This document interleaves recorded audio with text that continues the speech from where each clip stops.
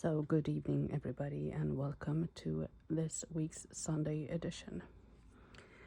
Sunday edition is just my way of doing like a weekly stitchy update about, what I've been stitching on this week. Sometimes I include a little bit of other stuff, but I do try to keep these videos just a little bit shorter. And this week is just going to be about stitching. I have stitched on 4 different projects. Not very much, maybe, on each one, but yeah, I did feel like switching it up a bit. So let's just dive right into it. Let's see. Yeah, I can start with this one. This is the Dracula sampler from Lena Ova. And sorry about the noise. And I really do like these kits. I have or charts. I have more than one. I have a lot of them. So this is the Dracula sampler.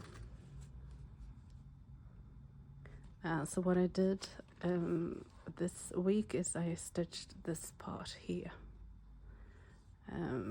Yeah. So I do the border like one section at a time. I like to do it that way, so I feel like I sort of complete a section. And then of course I will complete this section too next time. I do love, like I said, I do love these charts. I think they're very well done with enough detail to make them how to put it, to make them good to look at or good looking, with a lot of details, but it's not too fiddly either. I think it's I think it's just the right amount of everything. I'm stitching this on an 18 count Ada 1/1 square, and this floss is from Dyeing for Cross Stitch, hand dyed fabric and floss, cotton. And I think that the variegation in this is beautiful. It's really good. It's like a true black. I wouldn't say it's the blackest of black, but it's a black, maybe a bit grayish, but it's not a brown or anything else. And I think that the red is just the right red to go with the black. So yeah, I really like this a lot. So I've been stitching on this, and I could give you maybe the stats for that one, because they do come as a PDF, and they are super easy to download to Pattern Keeper. So let me check. I completed 10,361 stitches, which is about 28%. So yeah, and when it comes to these Lena Ova charts, my main focus is the Cinderella one, but this one is a close second, and I really love it. So yeah, so once I finish this one and the Cinderella one, I get to start the Mary Poppins one. So that's my goal. Maybe I won't do it this year, of course, because I have the whip down list, but once I do finish 2 Lena Ovas, I get to start 1 more. So I think you're gonna see, because I did start the Alice in Wonderland too, which is also from Lena Ova, but I think I will be focusing on these 2, Cinderella and Dracula. But it was really a lot of fun to pick this one back up, because this one I'm a bit obsessed. I think it's obsessed about. I think it's it's a really nice chart, and I really like this border. I think it's beautiful. Well, so anyways, the Dracula sampler, yeah, super fun project. I also did pick up my realist kit, the Carnation Lily Rose. I've been stitching in this. I think I started it last year, but this for me is mainly like a summer or late summer project. I think it's the colors and the vibe of it that, I don't know, it feels like August and late summer, because it's dark. They are lighting the lanterns. So in Sweden that would then have to be late summer, because like in June, July, it doesn't get dark really at night at all. So yeah. Anyways, I again really enjoy it because this is a combination of the wool acrylic thread, but also I keep forgetting, is it Anchor or is it a DMC? I think it's, hang on, let me check.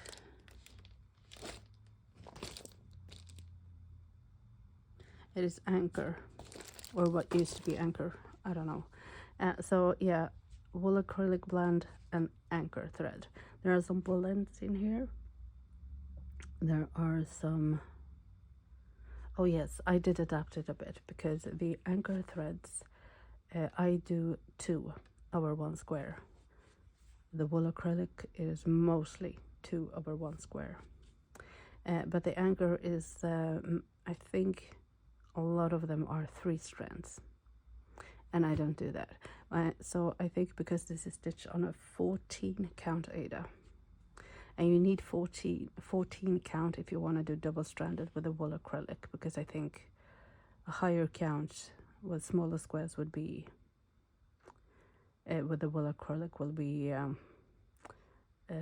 more work, because it's such a good coverage with these. So to have like a 16 or 18 count, then you would probably not, well, you could stitch it with 2 wool acrylic blended threads, but it would be much harder, I think. So yeah, so if you want to get a little bit more even result, yeah, definitely do what the chart says, and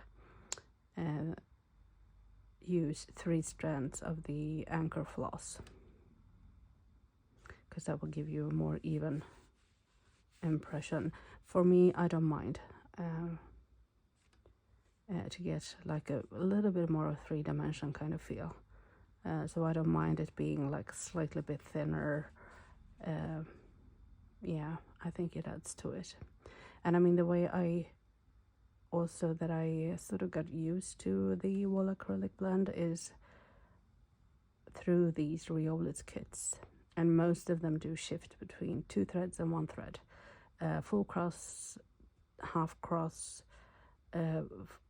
with both double and single threads. So normally in the Riolis kits you do get like a little bit of a more dimension, because of the different stitches and the different amounts of threads that you use.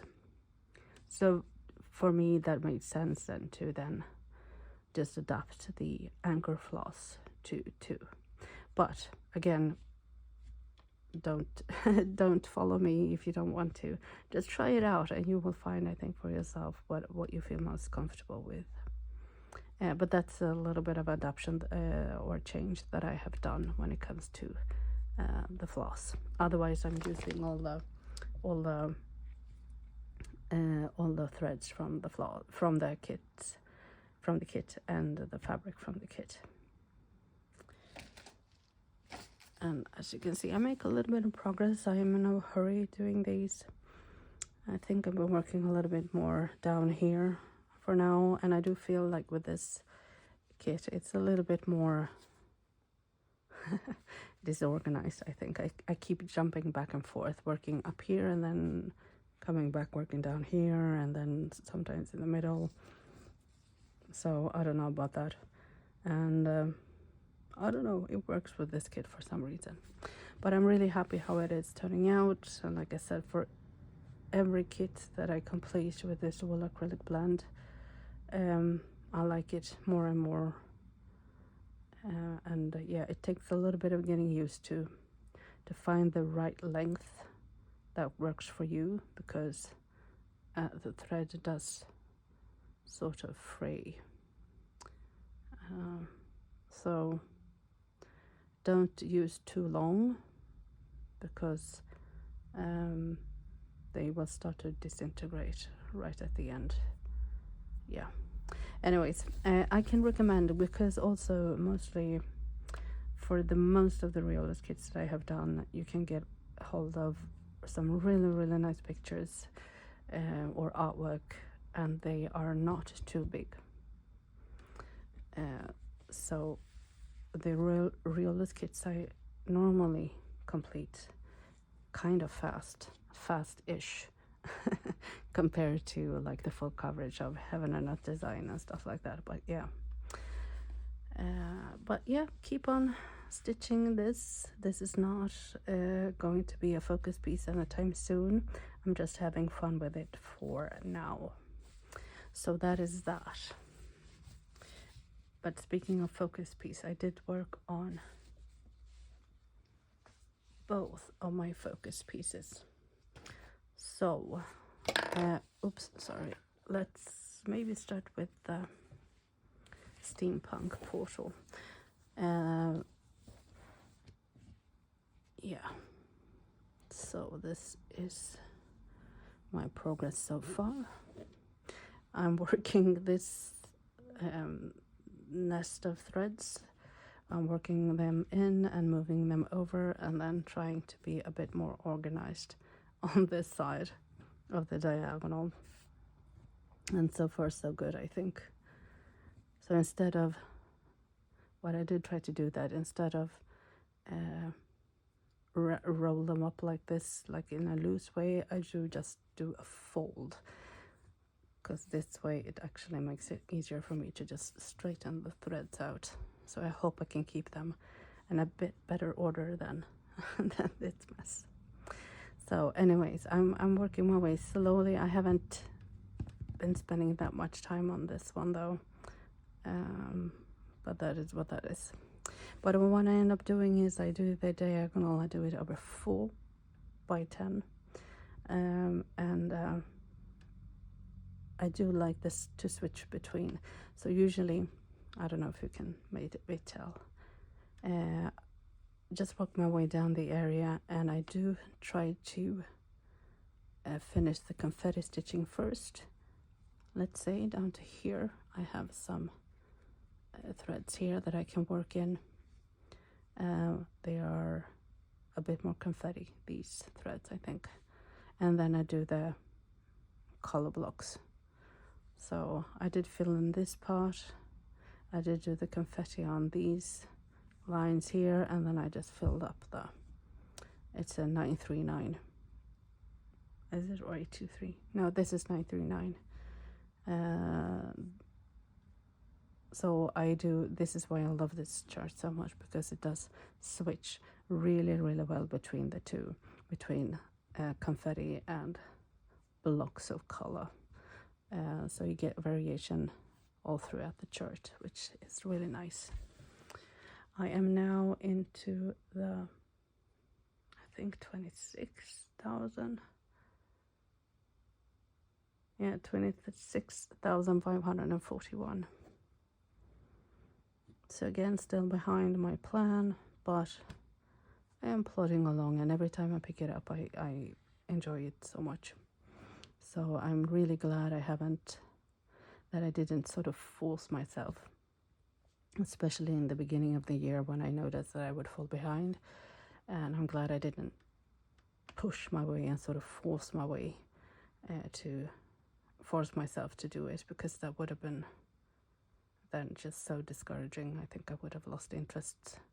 But for now, I mean, yeah, I'm having so much fun, and it is, I think, turning out really nice. The chart is absolutely lovely. I'm stitching this on a 25 count, 1/1. I'm so looking forward working more on this later tonight. And it is Saturday night. I have to film it to this evening because tomorrow it's gonna be a busy day. But filming this tonight so I can have it uploaded for you by tomorrow afternoon. Yeah, so after I finish this video, I'm gonna make myself some dinner, and after dinner I'm gonna be able to hopefully complete another couple of 100 stitches on this one. So yeah, super happy about that. And I actually did spend a day or two on my other focus piece, which is Spring Flowers from Luca S, and this one is I am so happy. Look at that. I think it is turning out so beautiful. Again, a super nice chart. I mean, look at the bird. I think the amount of detail in such a small because this is not like that many stitches. There is no back stitching on this one, and it is looking really nice. Yeah, so I am halfway done, so I have the other half left. And when I took it out on the Q snap took it out of the Q snap, I really saw it. I was like, wow, yeah, this is a beautiful kit. I did decide to finish the back stitching on this side, so this is all the back stitching there is. The bumblebee and the little thing is in the forget-me-nots down here. And it's the same on this side. It's gonna be, I think, another bumblebee and some forget-me-nots with like super few back stitching, and then it's done. But like I said, it's yeah, I think it's beautiful, and also I do like it that it's very different color schemes, like the purples and the blues and the pink and the yellows. Yeah, I love it a lot. I'm really happy with how it's looking. And hang on.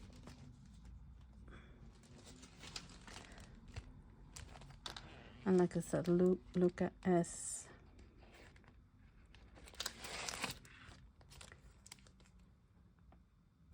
It's anchor floss. Super cute. Yeah, as you can see, there's another bumblebee here. And oh, actually, I thought there were more forget-me-nots here, but okay, so there's only back stitching in the bumblebee. The rest of the half of the chart is just crosses. Oh, great. Oh, I'm super happy about that, actually. That was nice. I did, yeah, cool. Well, okay then. So yeah, 16 count Ada, Luca S. And this is, I wouldn't say like a, well, kind of old kit, because this is one of, this is my first Luca S that I bought. I did keep it in my stash for a few years, quite some years, I think. But I think you can still get a hold of it. It's not out of print or out of production. I think it's still available if you want to. I know it's not too expensive, or at least you're probably gonna be able to get a hold of it on eBay or something like that if you're interested, because it's a really nice little kit. Beautiful colors, and I would say easy to stitch because it's so few back stitching. It's just full crosses and that's it, pretty much. Some blends, there are some blends, but other than that, yeah, it is absolutely lovely to work on. So that is actually it for this update. I did put in the order for some stuff on Dream Stitch, and I did see that I think that they have shipped the Yeah, so now it's just a question of how long, because sometimes when they ship stuff, sometimes it takes like 2 to 3 weeks, and sometimes just a few days. Sometimes they're really, really fast, so you never know. But I will show you later in one of these Sunday editions what I bought from Dream Stitch. But yeah, that is going to be it for now. I'm going to enjoy my steampunk portal, and yeah, please join me for my Stitch with Me next week, and also for the next Sunday edition of my Flosstube, if you want to, of course. Thank you so much for watching. Take care, and I hope to then see you in my next video. Bye for now.